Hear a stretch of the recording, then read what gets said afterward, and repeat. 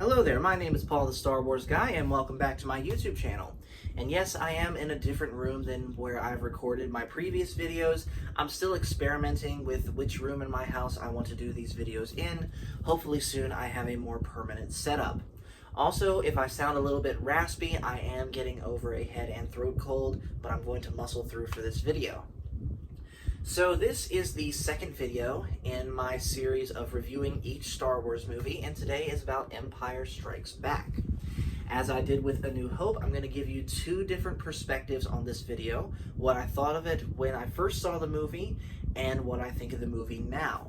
So, wasting no time, I first saw this movie, along with the rest of the original trilogy, in the lead up to Episode 3 coming out in theaters when I was in 5th grade. And immediately, when I saw this movie the first time, I liked it more than I did A New Hope. And those feelings still hold true today. I believe that everything that A New Hope did, Empire Strikes Back did and took to the next level, or in some cases, the next 2 or 3 levels. But before I get into any of that, there is one thing that I want to mention that somehow I forgot to mention in my A New Hope video that I want to make sure I get right now.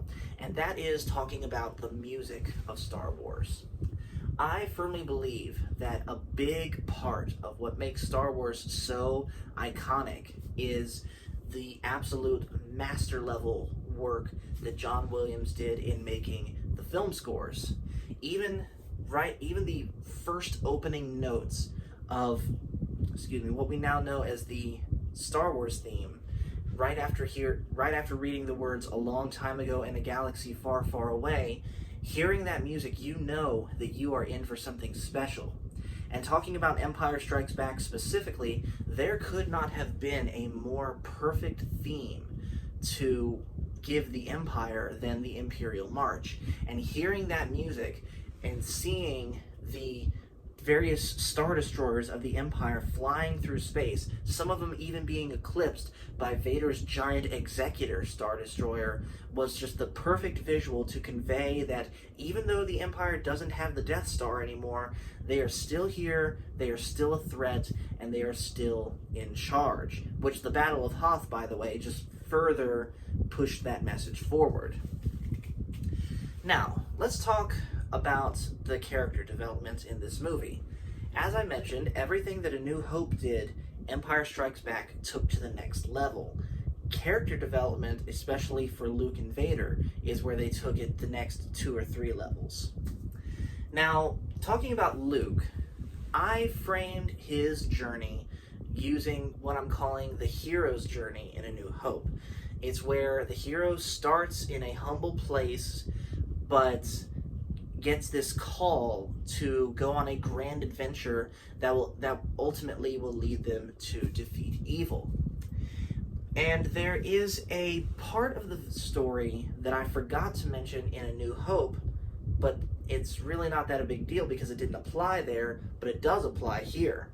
And that is seeing the hero occasionally slip up, see them occasionally fail.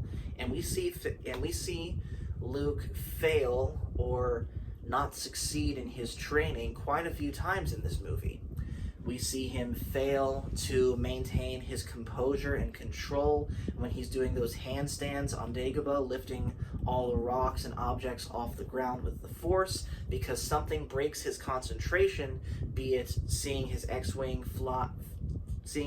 sink into the swamp, or seeing a vision of Han and Leia being tortured. We see him fail to heed Yoda's advice not to take his weapons into the cave on Dagobah because he didn't need them, but he doesn't listen and does it anyways. And speaking on the cave scene, I have some thoughts on that scene as far as my interpretation of it, but I'm going to hold those for now. And we also see Luke, of course, fail to defeat Vader in their lightsaber fight on Bespin, and he loses his hand for it. Speaking of Vader, they made Vader even scarier in this movie than they did in A New Hope, and this was best shown by the way that the other Imperials reacted to Vader just being in their presence. Anytime you see Vader walking through his Star Destroyer, all eyes are on him, and everyone is making sure to be minding their P's and Q's.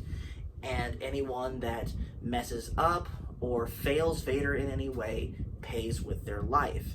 We see this a couple times when Admiral Ozzel stupidly comes out of lightspeed too close to Hoth, letting the rebels know that they're there. And then we also see this with Captain Needa after he lets the Falcon get away. And of course, both end up getting choked to death by Vader. And you see on the faces of the Imperials witnessing this look of absolute terror and dread, this look of, oh crap, that could be me next. I really need to make sure I'm doing what I need to be doing. And that just further drove home that Vader was an absolute monster in this movie. And the other thing that drove that home, again, was the lightsaber fight that they had on Bespin. Which, by the way, the lightsaber fight was another thing that was tremendously improved from A New Hope. Not saying that the New Hope lightsaber fight was bad, but the Empire one was a clear improvement. And I liked how in the very beginning of the fight, Luke was the aggressor more than Vader was. Vader was just toying with Luke, deflecting away Luke's attacks like it was nothing. But as the fight continues on, Vader gets more aggressive, where he starts throwing things at Luke through the Force, and then finally at the very end of the fight, he's bringing down these big, heavy swings on Luke, and of course, eventually takes his arm. And talking about those two characters together now, let's talk about the reveal where Vader is Luke's father. And this is where I talk about the cave scene a little bit.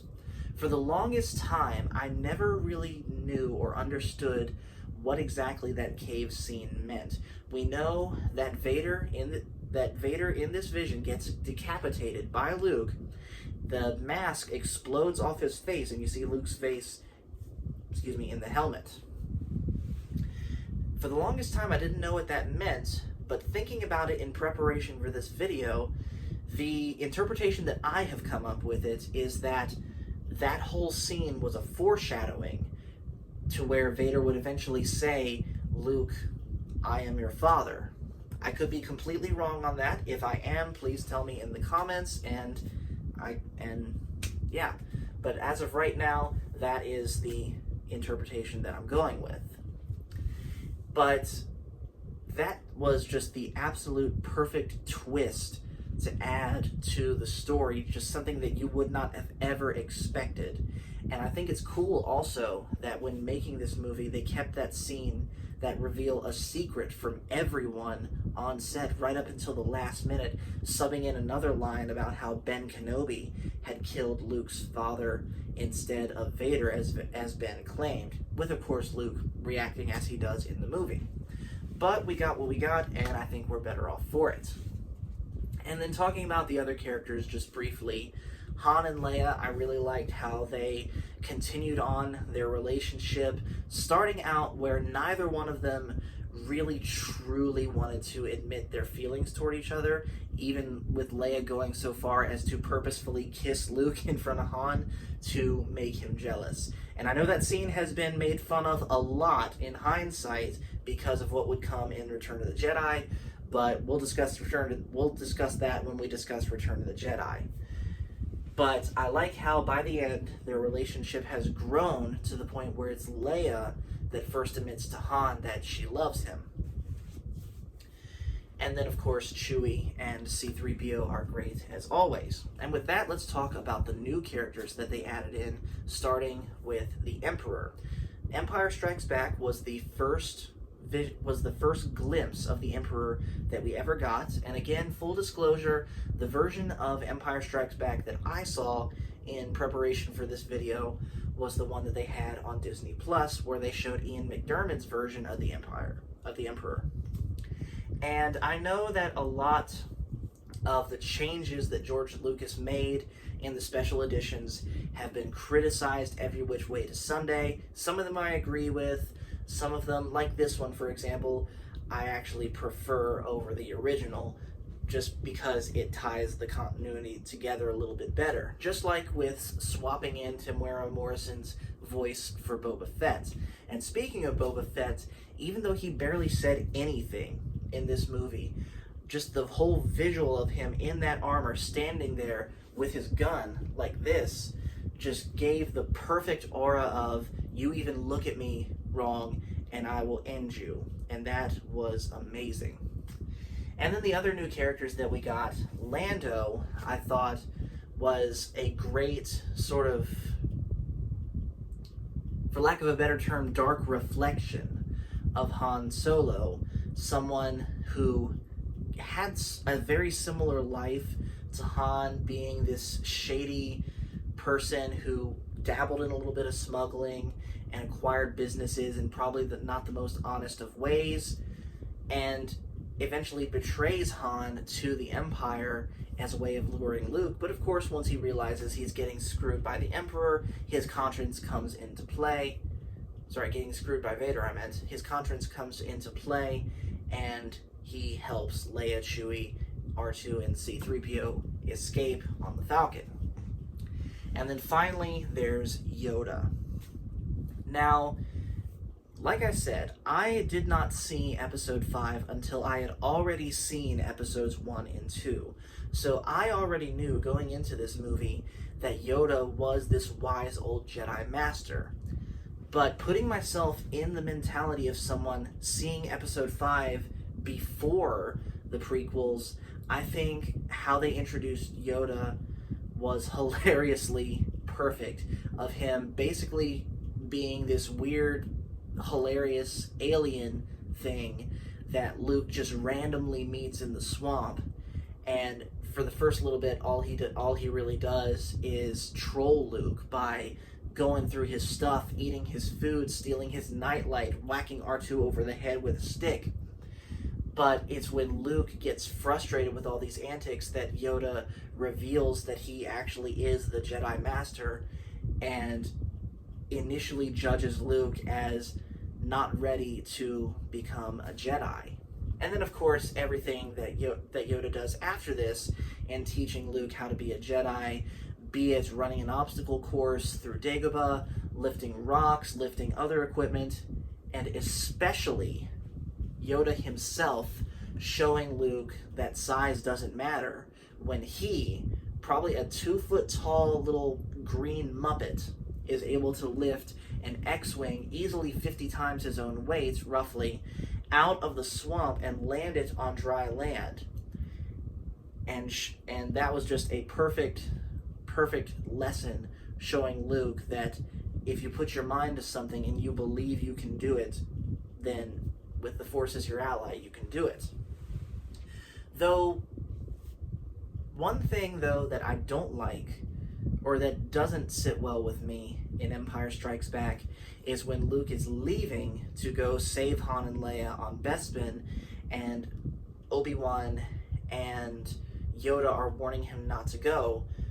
Right at the end of that scene, Yoda says that there is another who could save the galaxy. I don't know if they ever truly spelled that out for sure, who Yoda was talking about when he said that. My natural assumption is that it was Leia, but I don't know if Yoda knew that Leia was Force sensitive back then, but perhaps I'm thinking about this too much.